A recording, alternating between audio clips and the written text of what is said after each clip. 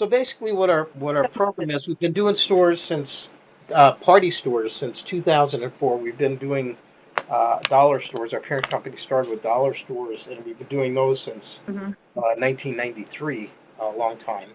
But party stores about 16 Okay. years. Um, we have basically a seven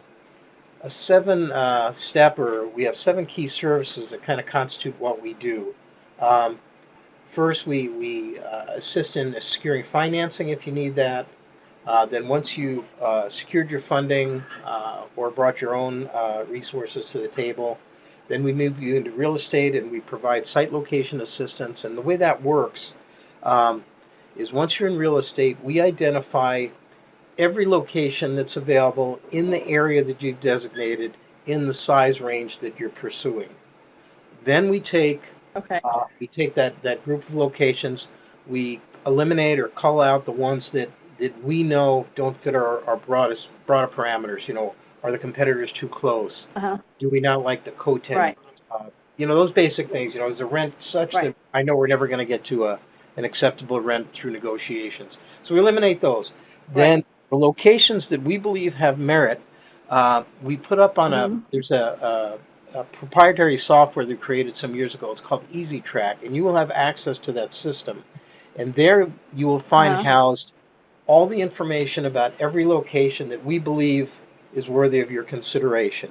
All the demographics, Okay. traffic, the ethnicity, the population of 1, 3, and 5 miles, the household income, a map of the Uh-huh. general area, a map showing where all the competitors are and who they are. Um, Everything Uh-huh. that you could possibly want to know, photos of the shopping center, everything that you could possibly Hmm. want to know about that particular location. Then Okay. we ask you to visit them and give us your feedback because often you'll see something Okay. that we just don't see. Is the shopping center well maintained? Is it well lit in the evening so it's a safe environment for shoppers and for yourself, of course? Right. Um, and then with that feedback, if we hit upon a location that you think has merit and we concur, Uh-huh. we'll go ahead and negotiate on that location. And we will negotiate on any number of spaces because at the end of the day, um, we don't know what the final economics of any location are going to be until we go through that process. So at the end of the day, we know what the final rent is. We know how much free rent the landlord's willing to provide. We know how he's going to deliver the Uh-huh. space. Then we can kind of sit back with you and kind of compare and contrast one versus the other. Hmm. Overall, what is the best Okay. situation for you? Because sometimes what happens is you may have a shiny new center. Uh, it's just being populated for the first time, and the landlords, have Right.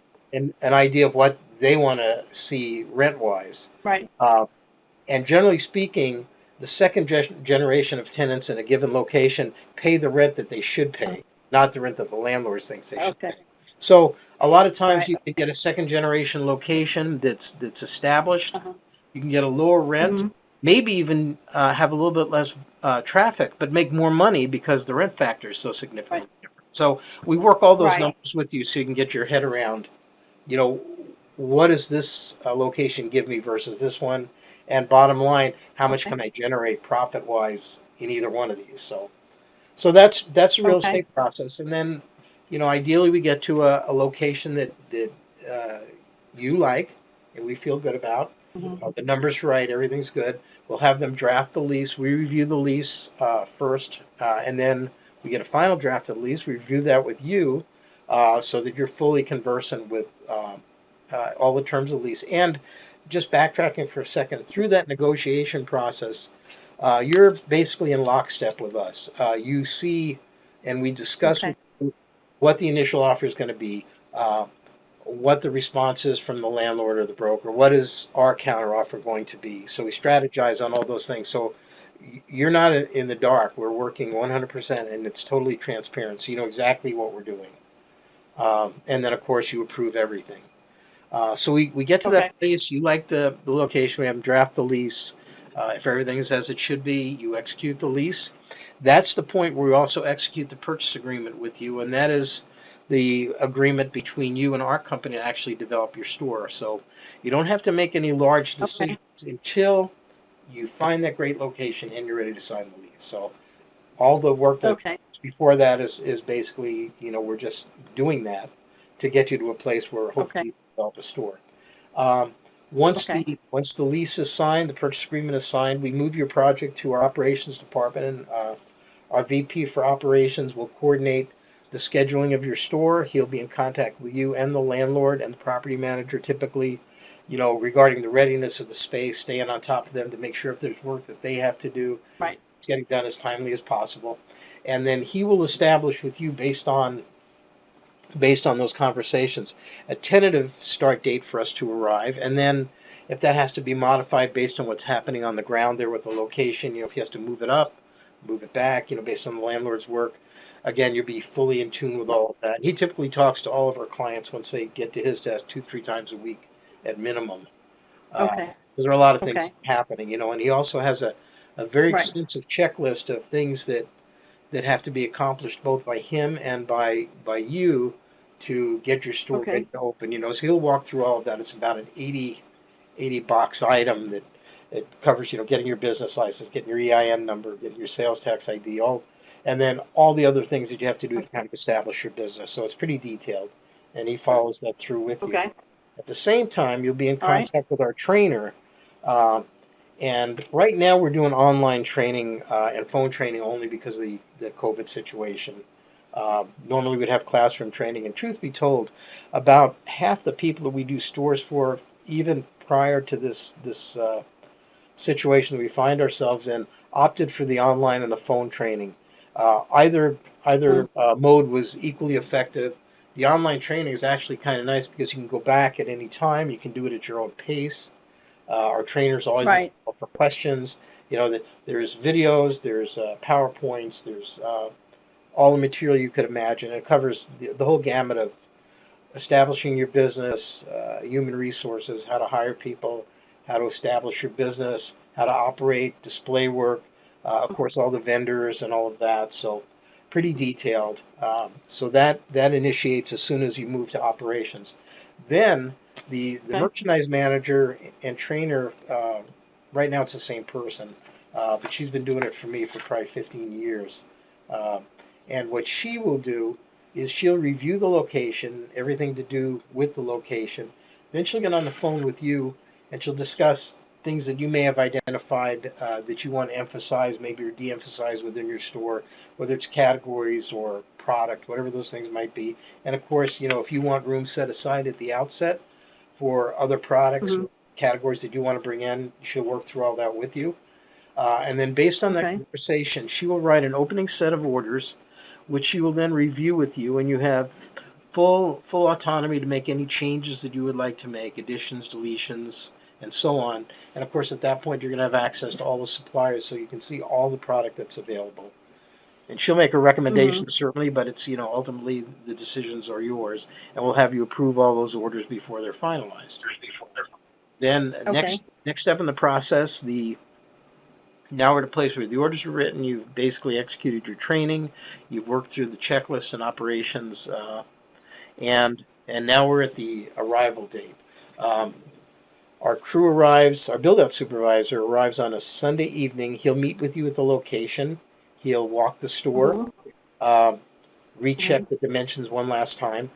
And then Monday morning, the truck carrying the fixtures and equipment arrives. We have a crew there to unload, start setting everything up. Typically Monday afternoon, the merchandise starts arriving, and we're receiving it and setting it on the counters and displaying it. As it arrives, we put up all the interior signage, set the checkout, and by Friday, typically your store is ready to open, barring anything extremely unusual. So you can open on Saturday. It takes us about a week. Then once you're open, our trainer and buyer, they stay in contact with you for a minimum the first 90 to 120 days that you're open, helping you track your sales by category, helping you rebuy merchandise. It's a little hectic at the outset, so it's kind of nice to have somebody go to and say, gee, I need these 5 balloons. Where in the heck did they come from? So, that's her role for that first 3 or 4 months. At the end of that period of time, if we feel and you feel that you've got your arms around the business, then we continue to contact you, but on kind of a less intense basis. Maybe once or twice a week. Mhm. But again, all of Mhm. our people are Mhm. always available to you at any time, and you continue to get new updates on product, new suppliers as we identify them. We help you get ready for every season and holiday well in advance, so you book your orders. We'll walk through that with you, set the arrival dates, the setup dates in the store. You get a complete set along with your everyday interior signage. You also get signage for all major events and holidays. Um, so we have a schedule for when that signage should go up and so forth. So it's Mhm. fairly extensive after opening, and that's kind of where the work is, because now we're working with you. We're determining, what categories you're really getting a good response from. Should we expand these? Should we, Mhm. cut back Mhm. on these areas? Because every store evolves a little bit differently. So, Right. once we're open, then we can kind of start to fine tune things, and that basically is the development process. We have Okay. we have all And the major so, vendors. so I'm sorry. Go ahead. well, Shawnee, so how is this financially? So either financing or my own financing, or combination of both, right? Yeah, how And then we go through this process, and then how does so when you guys are in contact, so is there a standard fee? There's like an upfront fee, I think. There's financing and there's fees that's paid from what I've seen on the website, right? right? Um, Just go ahead. based on size of store and then the package of services that you want. That's correct. But after that, how does that work? Is that kind of and then it's just kind of like on a service by service basis, or is there a standard fee that you guys get every month, or how does that work? No, there are no fees or royalties or anything of that nature. You pay us one time and one Okay. time only, and that is for the store package size that you choose. Okay. That includes all of that back end Okay. support for as long as you're in business. Oh, okay. Yeah. So Okay. All no right. no fees for anything beyond your initial investment to set up the store. What is the typical success rate of a store, and how many stores have you opened? Okay, we've done. I guess So what's the typical success rate? since 2004, we've done probably about 400 stores, maybe a little bit more. Um, I'd say the success rate, it's kind of hard to gauge beyond like the first 3 years or so, because stores, they're Right. independent, and they once people understand the business, they kind of chug along on Right. their own, and they get the information if they need it. Um, I would say Right. anecdotally, over the first 3 years, there's probably about I'm going to say maybe a 15% fallout. Could be a little bit more, a little Okay. less, but probably that. And usually it's for, Okay. in my experience, I've been here 20 years, and what I've Right. seen is it's typically for one of three reasons. Sometimes we'll get an owner that's severely undercapitalized, and that's never a good scenario. It's nice to have a little bit of a war chest. You don't need a lot of working capital, but it's nice to Right. not have to live out of the cash register from the first day of business. And Oh yeah, absolutely. Yeah. I'll usually caution somebody if they're in that situation to wait. Give it 6 months, give it a year. Set some funds aside, get Right. to a better place financially, and then Right. enjoy operating your business and not be looking over your shoulder every Friday. So that's one Right. Right. scenario that I've seen from time to time. Another one is, Mhm. despite our best efforts, sometimes we'll have a client that absolutely is in love with a location that we just can't endorse for any number of Okay. reasons, be it rent or, it's funny. I dealt with a client about a year and a half ago, and very nice gentleman, but his whole his whole philosophy about a good location would be one that's within 25 minutes of his home. Um, Oh. and that's one consideration, but it can't be the primary one. Right. And No. No. No. and so he ended up taking a location that we couldn't endorse. In fact, I wrote a letter, and I've done this a number of times over the years. It's I call it a site exception letter, and basically what it says Right. is Mr. Jones, I know you want to move forward with X location. We just can't endorse it because of whatever those reasons are. But if you're dead set on going forward, we'll do the best job of negotiating it for you that we can. um, and put you in the best position, hopefully. And most often the people will stop. They'll say, geez, if they don't want to do Right. the store, why do I want to do the store? Uh, but every once in a while we get somebody that, and sometimes, I've had situations where people actually do know better than us. They know there's something happening in the marketplace that we're not aware of, whether it's Right. development or whatever. Right. So anyway, so that would be the second reason. And the third reason that I've seen is that sometimes, if you've never owned a business before, um, Okay. everything looks good from the outside. Um, and Right. I grew up. My dad always owned his own businesses, so I know the Right. benefits and know the hardships. Uh, but sometimes Right. from the outside, it all looks rosy. But it's work. Right. And I often tell people, Right. if your anticipation is that you're gonna show up on Friday afternoon and box up the money and take it to the bank, this may not be the thing for you. Uh, Right. but Right. that's basically over time. That's kind of what I've seen. The business itself, the party business, it's a fun business to operate. People come to you in a good mood. Um, the Right. average transactions run industry-wide $25 to $28 because people aren't buying, a package of plates or a package of cups. They're having an event, so to speak. So they're doing everything: table covers, confetti, party favors, everything that you Right. can imagine. The yard signs, the whole Right. gamut of product, and the profit margins Right. are in the range of 60%, which is hard to find in retail. Gross margins are, Right. Right. between 55 and 60%. Okay. Okay. And Well, that's great. So the in looking at a store, one thing that Sean mentioned was that you could add, you can, the owner can add things to the store, or have it be different things, just because it basically is the client's store. Is that correct? that's absolutely correct. So if for example, we don't typically put fireworks on our stores only because the Right. laws are so different from state to state. So I know whatever I Right. did, I would be in compliance somewhere. But you can certainly Right. do that. You Yeah. can put a wedding center if you want to do that, and we have resources where you can set up and get custom printed invitations and things of that nature. You can partner with cake decorating people and people that rent bounce houses, or you can actually Right. rent your own bounce houses and so forth. Um, Right.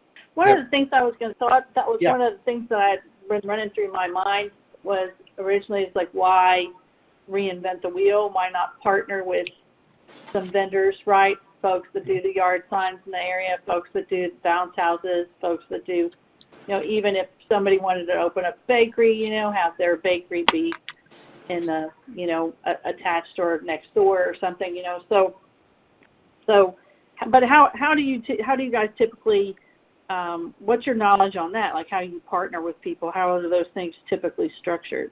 well, it can really be whatever you choose to make it. I'll give you one example. If you decided to partner with somebody that did bounce house rentals, typically Mm-hmm.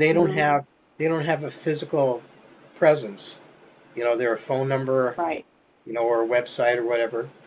So you would create Right. some images, have them create some images for you that you could put in your store, and you could actually sell the rental, take a percentage of the rental, and they would execute it. Right. Simply, Right. same thing with wedding cakes and specialty cakes. That's a little bit tougher, but I've known people that do it. They have Right. these sample pieces that you can put in your store. You just set up a case in the front, and maybe you have a dozen Right. different variations, and then of course then a binder of other options that people can flip through. Same thing. You would just take a percentage. Okay. All right. Very easy. Yeah, yeah, because I was thinking about that too, because I thought, geez, and a lot of these, same thing with the yard sign folks, that's gone crazy, and I think that's going to continue Yeah. even after COVID, because it's so much fun and people really like it. And again, those folks don't have a location; they operate out of their garage or something, and same kind of situation. So, Interestingly, um, we have a mailbox store division that you may or not be aware of, but uh, um, if we had one of our mailbox stores in your area, we could create a marriage where they could actually do those signs for you. Um, Oh, and then okay. be a win all the way around. Yeah, so See, there's, you know, so how are the mailbox stores working? Because it seems like so many people have gone online and they don't, they go to UPS or they do Amazon. How has that impacted the mailbox stores? well, there's actually two growth areas. And you're right, now people are shipping less because they're shipping directly from, Right. they're buying from like Amazon. However, you know, Right. uh, identity theft continues to be a big issue, so mailbox rentals are still very, very popular. They tend to lease out very Uh-huh. quickly when we open a new store. And printing is a big piece that we've added to our stores over the last year or so. Large format printing, people can do banners, they can do their own yard signs. There's so many different things they can do, which kind of leads me to a program that we have that we kind of moved from the mailbox stores, and now we can offer it in party as well, which is that large format printing. You can have Uh-huh. somebody come into your store and say they're going to have an event, they're going to have a birthday party. Instead of going Uh-huh. to a sign or a banner shop where they have to order the thing, they have to wait maybe 2 or 3 days for it to come back. They can go ahead. Uh-huh. They can go ahead and stand at a little kiosk with a monitor and a computer. They can design it. It's a step-by-step thing. I can do it, and that's how easy it is because I'm technologically frozen in the '60s. But but you can Wow. stand there in 5 minutes. It walks you step by step through the process. If you have an image you want to put on the sign, a picture of your child, you can do that. You can design the type Uh-huh. and the font and the background colors. And in literally 5 minutes, you can be printing that banner and take it home with you. The Oh, wow. Okay. yeah, the cost is very low. And the retail pricing is more attractive than you'll find at any of these sign or banner shops. There's different types of media. If you're going to do an inside banner or an outside banner, it costs it all out for the customer before they push go, so they know exactly what they're going to spend. Oh, That same equipment also does custom gift wrap.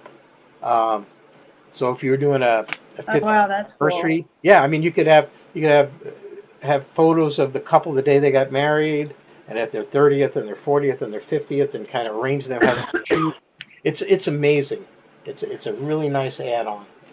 And there's again the only limits to what you can add to your store really is your imagination. We've Well, had that sounds, stores that that's, we've had not to interrupt us. yeah. I'm still, I mean, no, go ahead. Go ahead. Yeah, we've had stores that approach car dealerships, and contract with them to every Saturday morning to tie balloons Uh-huh. on all the cars' antennas or whatever. Oh, okay. Yeah, in fact, we Huh. have one store that I did about, golly, it's got to be 10 years or more now. He was so he was so animated and so excited about the balloon part of the business that Uh-huh. he started doing archways for weddings and things like that. And when his lease was up, he Right. said, he says, I'm just going to stay in the balloon business. He had tie-ins with all these Yeah. car dealerships and everything, so he delivered Right. balloons. He had a van. He became Yeah. the balloon guy, and it's great. Well, it's, That was his yeah. passion. Well, I mean, I think I, was recently laid off from oil and gas. Ah, I've had a 30-plus year career in oil and gas, wow. with successive, moving up, and this last company just kind of laid off basically a big chunk of the workforce, about 60% of their workforce. And Did so they burn? it was really kind of a punch in the gut. And I've been through this a couple times, the downturn in oil and gas, and it's either Yeah. very scary and you have a job, or you don't have a job and it's very scary. And so I'm still looking for positions, but I'm not sure that I want to do that. This might be me kind of looking at, okay, well, maybe this is a time to start a business that I can continue to have and continue on past retirement age, or work it to a level where hopefully I would work it and be successful enough to be able to sell it at retirement age. Get it to a I fully level. understand I'm sorry? I was going to say, or get it to a level where you can operate it without physically being there, uh, Yes. except minimally, which is kind of, but there's so many avenues to take. Yeah. And you're right, some Right. And being able to and I control your kind own of feel it. destiny is a big thing. Yes. And I kind of feel like Houston is an underserved market for these types of stores. In Houston, we have Party City, not very many of them. Don't No, really like Party City much at all. We have a giant warehouse store called Arnie's. If you're not familiar with it, you should look it up online. I will. I'm going to make a note right They are very, very successful, but they're the party store. There was another one across the street from them now. called Party Boy, or Paper Boy. No, Party Boy? Paper Boy. That had a big, they also had stuff. They had that guy was really, the guy that owned it originally was quite the marketer, and he had all kinds of really great party stuff, and his big passion was Halloween. And so he Okay. had one big part of his warehouse that he built on to the store area that was a big haunted house. And every Halloween he made a ton of money with that haunted house. That's a big business. And then he had a big costume area. And there was one other party store where you could go, but mainly costumes. It wasn't really party stuff, and it was called Frankel's, and Okay. it's gone away. And then you have Walmart, Target, dollar stores, and Yeah. that's it. Yeah, So I mean, and those you don't really retailers, they have. basically, go ahead, I'm sorry. I'm sorry. Go ahead. I was going to say, those retailers basically just scratch the surface of the business. Yes. They have some licensed product, mostly non-licensed. It's hard to find the full ensemble of anything. Uh, Right. it's hard to have Right. an event. And Arnie's has lots of licensed stuff. They have all of the Disney stuff. And then they have some that's just typical 1950s rock and roll or 80s theme or whatever. They have a ton. I mean, it's a ton of stuff. They have costumes. They have Crystal. They have this huge wedding area that's chock full mainly focuses on weddings, quinceañeras, and it's chock full of stuff. They have, but it's the place to go, and it kind of misses something. So my thought on a party store is, I mentioned kind of seasonal stuff. So I'd like to have, eventually have something where, there's a Christmas store, like here you go, and then the Christmas store stuff gets moved over to wherever its storage location is, and then the Halloween stuff is out, or however that, back and forth that goes. It's big. And but I'd like to have, the thought here is a place where it has a gift shop that's like some nice gift stuff, maybe like Hallmark does, but some gifts. Mm-hmm. A place maybe it does have like a bakery or something like that, and then it has the party store stuff. So you kind of provide a one-stop shop, so people don't have to go to Arnie's to get the balloons or Party City to get the balloons and go over here to do that. They can come in and they can buy a cake and their gift and their party decorations all at one spot. They're done. And it's a And lot of party stores really don't, other than Halloween, and if it's Halloween, it's mm-hmm. costumes. But there's so much more. There's the home decor, there's the inside, there's the outside, there's all the tabletop stuff that a lot of stores don't even look to develop. I saw it was a survey that was done a month or two ago, and party store developers, or party store operators rather, they say that 82% of them said Halloween is their number one holiday, which you would expect.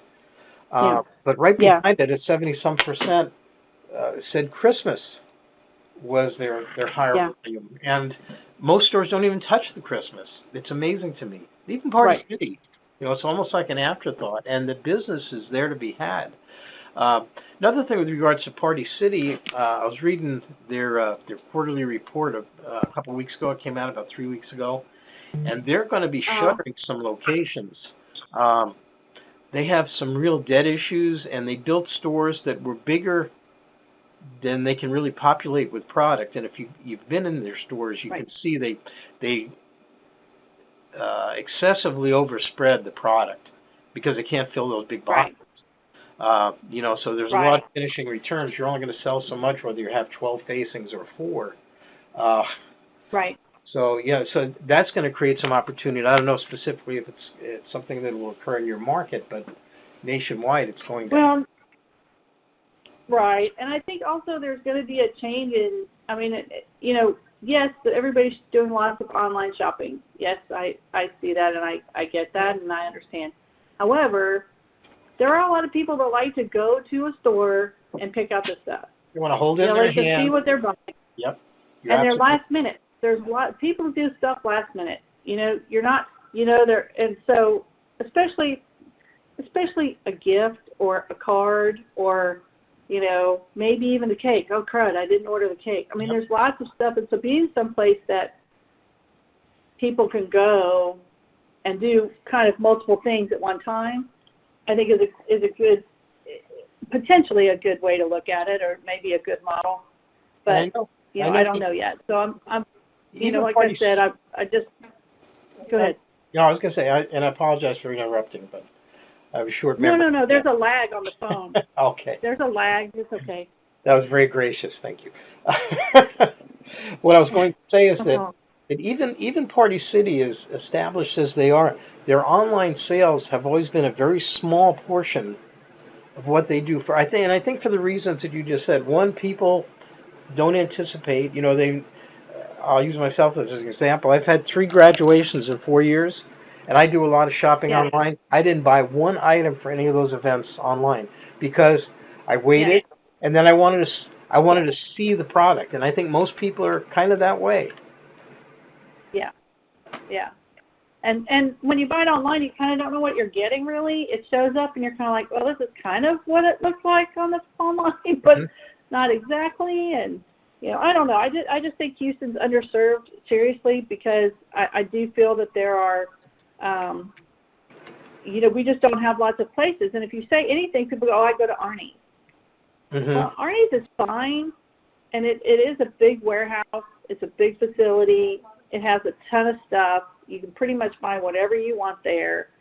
But it's also in one location. There's just one of them. Yeah. So It's just one. if you live across town, you may not want to make that trip. Exactly. So I live, I don't know, not even 5 minutes from Arnie's. But Mhm. I wouldn't want to put a shop here necessarily unless you kind of go along with the, hey, somebody goes to Arnie's, kind of like a car dealership.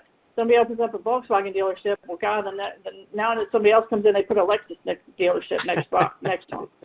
Because the same thing with a restaurant. Here's a Yeah. restaurant. I'm going to open up a restaurant too because if these guys are full, then people will come to me. And if they're coming out to eat, they may not always want to eat at this restaurant. They might want to Yeah. change and try barbecue like I serve. Well, And that's so, there is the thought process of, well, I'm going to be close and I'm going to kind of be a small competitor to Arnie's or an alternative. Yeah, it's nice if you can carve out a But kind I of a think, market or a sub-market and then accentuate what you are that they are not, and as you say, by kind of customizing what you carry in your store, making it kind of right, an all-encompassing shopping experience, it can be right. very interesting. Where do you purchase? So one of the things, there used to be a store here in Houston called Balloon and Novelty. And I used to think, man, that is the best business model happening. Because they had just had a very nondescript little warehouse store. They had nondescript beige, shelves that just Mhm. went from rows and rows of these shelves. And basically boxes of product they just opened up, not necessarily. They kind of put it in they'd taken it out of the box Sure. and left it in the plastic bags and put it in these other boxes. And basically it was everything that Oriental Trading sells. They just bought like grosses of it. And people would go in there with their shopping bags and they would just buy these bags of little trinkets for, their church bazaars or their fall festivals or their, whatever they were doing.